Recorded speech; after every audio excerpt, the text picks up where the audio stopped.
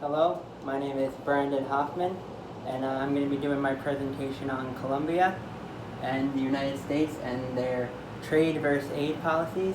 I have a PowerPoint uploaded also if you want to follow along. I'm going to be talking off a PowerPoint just because it's easier for me. So, why did I pick Colombia? So I picked Colombia because I thought it was very interesting that they're one of the only countries who are in the top 25 that receive aid, and they're in the top 25 trading partners with the United States. They also have the smallest trade balance of any country in the United States. They trade almost equally. And the effects of the United States, adding to trade was very visible. The positive effects were very easy to find and very easy to pick out. So I'm going to go to the next slide. So a summary of the relationship. The United States is Colombia's top trading partner. They account for 26% of trade that Colombia does is with the United States. They're the number one. The United States trade with Colombia only accounts for 1%. So Colombia, is only 1% of the total United States trade, where the United States is 26% of the trade for Colombia. The U.S. exports 11.7 billion and imports 11.1 billion a year from Colombia, which is only less than $1 billion margin, which is one of the smallest of any countries, as I said. And the U.S. provides around $2 million in aid over the past couple years. So the aid breakdown, so far this year has been $174 million in total aid. 25% of it has gone to agriculture, 20% has gone to national security, 15% has gone to government regulations, 10% to infrastructure, and 20% just to other programs.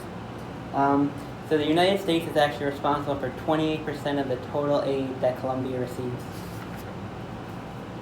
So I'm going to go to the next slide. So the basis of trade argument is, trade obviously allows countries to consume beyond their maximum production.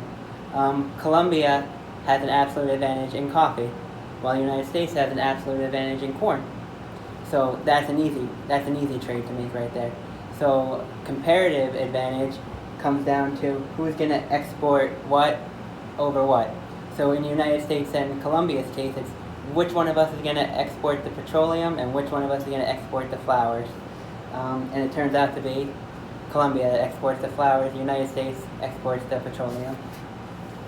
So I'm going to start the case study.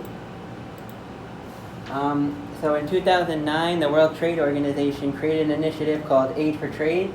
So at a high level, it was to promote trade with the goal of helping, countries understand the importance of trade and, set a precedent for their success. So the U.S.'s top exports to Colombia are petroleum, and Colombia's top exports to the United States are oil, coffee, gold, and coal. So, right here, they're starting to trade. So the relationship between the United States and Colombia really started to take off in 2006 when the United States and Colombia signed something called the Free Trade Agreement. It basically was, rolling back tariffs and taxes and fees and, a lot of, shipments and, shipment fees. It also gave the United States the ability to go in, help set up, industry, and then buy directly from the people they helped set up. It was a major success in Colombia. And then in 2012, they signed the Colombia Trade Promotion Agreement, which is essentially an agreement to phase out 98% of tariffs, taxes, fees on imports and exports between the United States and Colombia. And that was a major success. So Colombia's GDP was $1.1 billion in 2006, and they currently are at $309 billion and 3.9 billion in 2007. So the aid that the United States was providing in 2006 was $1.1 billion in aid. Currently, it's only under $200 million in aid. So prior to that, the United States was providing billions of dollars of aid with no improvement. And now, because they've invested in trade, they provide actually less aid, but it's more targeted for, agriculture and to improve trade, not just military defense, just pretty much aiding to give aid. So, like I said, prior to 2006, the U.S. aid to Colombia was primary military defense and task force.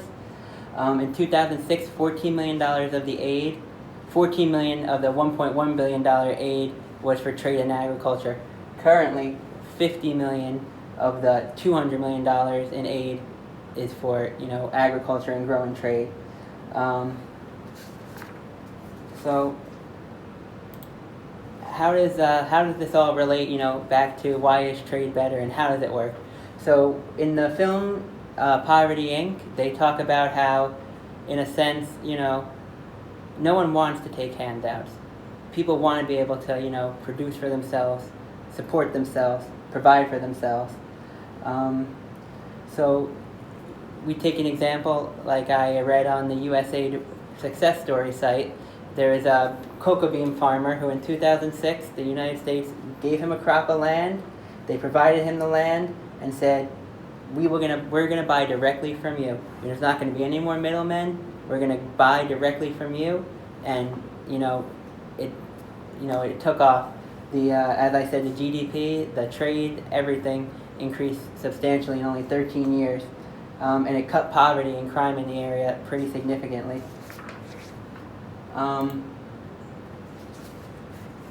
So it was very successful, like I said. So the effects of tariffs and regulations, if they were reintroduced, would actually be devastating for Colombia. Maybe not so much the United States, but it would be devastating for Colombia. By 2028, as I mentioned, 98% of imports and exports between the United States and Colombia will be, no taxes, no fees, no tariffs, nothing. If tariffs or regulations were introduced, it would pretty much destroy 13 years of progress. The United States is Colombia's #1 trading partner, and regulations would just deal a huge blow to their economy. The United States would all because if this happened, if there were regulations, the United States would probably cut funding to all these subsidized and people they're helping in Colombia, because there'll be no benefit if they have to pay a tax on all those goods anyway. Crime would return because, what I thought was very interesting was, when they were giving all this money to stop crime, it wasn't working. All people really wanted was jobs. So I'm going to go to the conclusion. And, as we can see, the benefits of a trade agreement are far greater than, providing aid. The data doesn't lie. We were providing over $1 billion in aid, and it was producing no results. We're providing almost, a fifth the amount of aid, but because we put these, trade agreements in, it stimulated their economy in a way that, providing aid never could. So I guess, basically providing aid to a country without a plan is not helpful. I mean, if you really want to, help a country grow and come into the first world, you kind of have to set them up for success. In lieu of aid and just giving money to, I guess kind of put a Band-Aid on the problem, you gotta go in and, trade with them, set up agreements to set them up for success. Thank you.